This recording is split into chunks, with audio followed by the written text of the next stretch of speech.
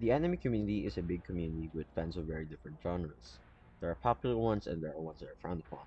Now, I would like to say the middle ground of the two is the mecha community. One of the harder genres to get into, but if you're a big fan of mecha, you would be familiar with the anime called Aura Battler Dunbean. Created in the 80s by Yoshiyuki Tomino, and before Aura Battler Dunbean, he made Invincible Superman Zambot 3 in 1977, Invincible Steelman Daitarn 3 in 1978. But it wasn't until a year later after Daitarn 3 was when he created the amazing anime which started a franchise. And that franchise was Mobile Suit Gundam.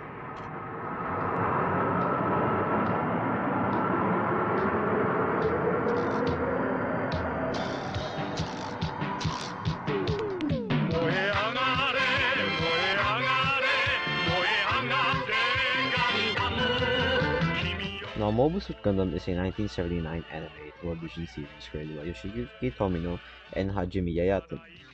Now, Yoshikazu Yoshihiko did the character designs, and Kunio Okawara was responsible for the mechanical designs, including the titular giant robot, the RX-78-2 Gundam. It started the Gundam franchise and the real robot genre of mecha anime. The series was later re-edited for a theatrical release and split into three movies referred to as the compilation movies. And as I mentioned, Gundam is also a franchise that started the real robot genre. Now, the real robot genre is a more realistic take on giant robots, being used as machines of war and their abilities being more grounded to reality, and that's why most Gundam fights take place in space and many other terrains. But space makes sense because zero gravity, that means less metal to weigh the mech down, and also with the use of thrusters that will make them have more mobility than they do on the ground, including the no gravity part. But a lot of people mark Gundam as just a mecha anime, which it is, but like for me, I like to be a little specific because when I hear mecha, I always think of well the super robot genre. Super robot genre being a more unrealistic take on the well robots.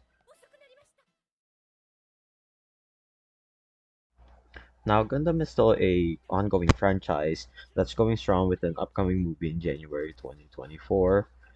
But this video isn't about the history of Gundam, but a video on how to watch or get into the franchise. Now, a lot of popular people say Gundam is a hard anime to get into due to the amount of content that we have and the timeline on the order on how it's watched.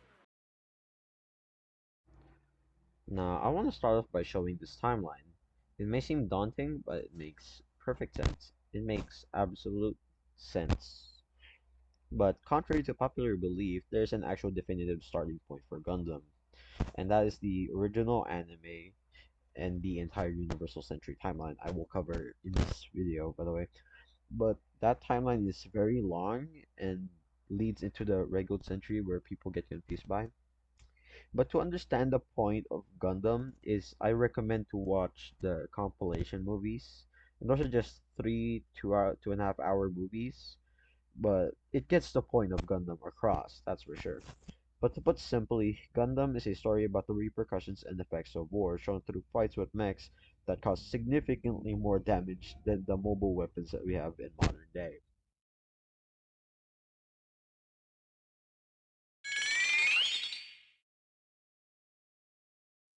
Now let's zoom in to the start. As we can see, we have Gundam the origin that happens before the events of the 1 Year War. But this image shows the 1 Year War. So, the 1 Year War, also known as the Zeonic War for Independence, was the first major conflict of the Universal Century timeline fought between the Principality of Zeon and the Earth Federation from January 3rd of 0079 to January 1st of 0080. Now, all of the anime shown here, Mobile Suit Gundam, Gundam 8th MS Team, 0080 War No Pocket, MS Igloo, and the season of Mobile Suit Gundam Thunderbolt all takes place during the One Year War. And before, it was thought that Mobile Suit Gundam Thunderbolt was a separate retelling of the One Year War, but at one point, it was discovered that it was canon to the One Year War timeline in the main UC timeline.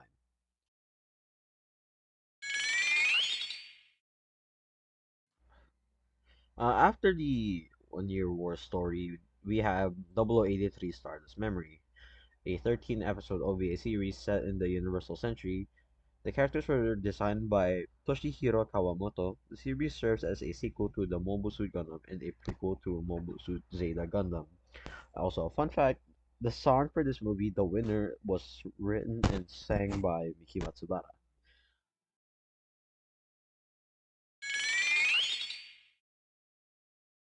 Next we have is Zeta, which came out in 1985, and Double Zeta in 1986.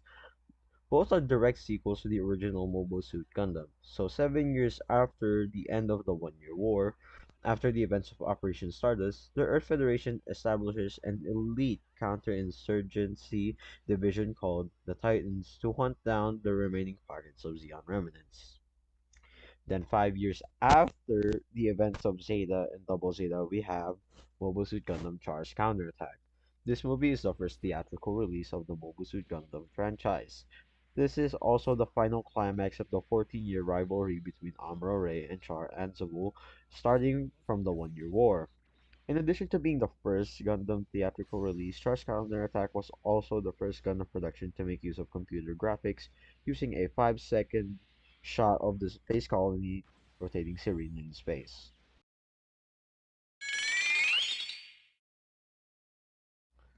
Now, in 2010, there was a theatrical OVA called Mobile Suit Gundam Unicorn.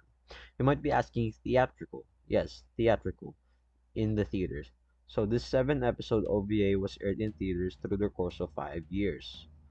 Now, our story begins in UC 001, UC-1, at the very beginning of human space colonization with the Laplace Terror incident, a major event that influences the course of human history forever. The main story takes place in UC-96, 3 years after the events of Mobile Suit Gundam Charge Counterattack, and 17 years after the One Year War. And a year after the events of Unicorn, we also have Mobile Suit Gundam Narrative. Now, the story takes place in UC-97, 1 year after opening the Laplace's box, despite the revelation of the Universal Century Charter that acknowledges the existence and rights of new types.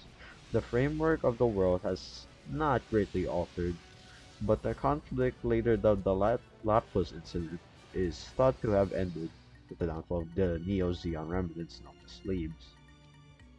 But in its final battle, two full cycle frame mobile suits displayed the power beyond human understanding, the White Unicorn and the Black Lion. Both of them were sealed away to remove the danger from people's consciousness, and they should now have been completely forgotten. However, the RX-0 Unicorn Gundam 03, which is appeared 2 years earlier, and is now about to show itself in the Earth sphere once more, a golden phoenix. And that ends it for part 1 of History Gundam UC Timeline. Now, so far I've only covered the One Year War, Stardust Memory, Zeta and Double Zeta, Charge Counterattack, Unicorn, and Narrative. Now, there's a lot more that I will have to cover, but so far this is what I have made and this is what I am going to release. But I will be making more videos on the other timelines and like and different videos on each like separate, except for AD. Now I will explain what AD is when I get to there, but the way I'm gonna be posting these videos, I am not sure how often will be making these due to me being busy for schoolwork and countless other things. And yeah, that's it. And this is Gundam Geek signing off. Goodbye.